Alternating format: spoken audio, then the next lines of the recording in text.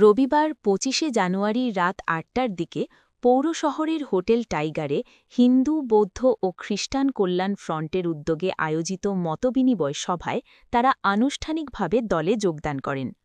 সভায় প্রধান অতিথি হিসেবে উপস্থিত ছিলেন বাগেরহাট ০৩ অর্থাৎ মোংলা রামপাল আসনের বিএনপি মনোনীত প্রার্থী লায়ন ডাক্তার শেখ ফরিদুল ইসলাম। যোগদানকারী সদস্যরা জানান, পূর্বে অন্য রাজনৈতিক দলের সঙ্গে যুক্ত থাকলেও নিরাপত্তা ও মর্যাদার অভাবে তারা হতাশ ছিলেন।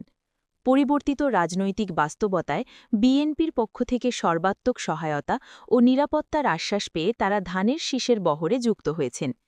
এ সময় লায়ন ডাক্তার শেখ ফরিদুল ইসলাম বলেন, বিএনপি ক্ষমতায় এলে সকল ধর্মবর্ণের মানুষের সমান অধিকার নিশ্চিত করা হবে এবং কেউ যেন কোনো ধরনের নির্যাতন, দখলবাজি বা বৈষম্যের শিকার না হয় সে বিষয়ে কঠোর ব্যবস্থা নেওয়া হবে। নির্বাচন উত্তর পরিস্থিতিকে সম্পূর্ণ আমি ট্যাকল করব। আমাদের প্রিয় নেতা তারেক রহমান সাহেব বলেছেন যে আমরা বৈষম্যহীন বাংলাদেশ করার জন্য রক্ত দিয়েছি, সুতরাং আমরা প্রতিহিংসা, প্রতিশোধ এগুলো রাজনীতি আমরা করবো না।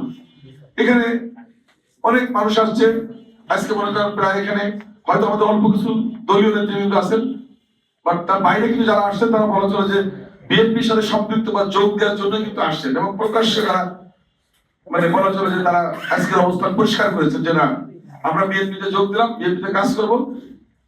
একটা ধর্মীয় ব্যাপার ছিল বা একটা গোষ্ঠীর ব্যাপার ছিল, এই কারণে অনেকে অনেক দিকে ভোট দিয়েছে বা অনেক কিছু করেছে। একটা গণতান্ত্রিক দেশে এটাই স্বাভাবিক। প্রতিটা পরিস্থিতিতে মানুষ কিন্তু সিদ্ধান্ত নেয়। আমরা কখনো চিন্তা করি না যে এনসিপির মধ্যে একটা দল তৈরি হবে বা এই দেশে আমরা এইভাবে। উক্ত সভায় অন্যান্যদের মধ্যে উপস্থিত ছিলেন উপজেলা বিএনপির সভাপতি আব্দুল মান্নান হাওলাদার, সাধারণ সম্পাদক আবু হোসেন পনি, পৌর বিএনপির সাংগঠনিক সম্পাদক নাসির তালুকদার ও হিন্দু, বৌদ্ধ ও খ্রিস্টান কল্যাণ ফ্রন্টের কেন্দ্রীয় সহ সাংগঠনিক সম্পাদক সুব্রত মজুমদার।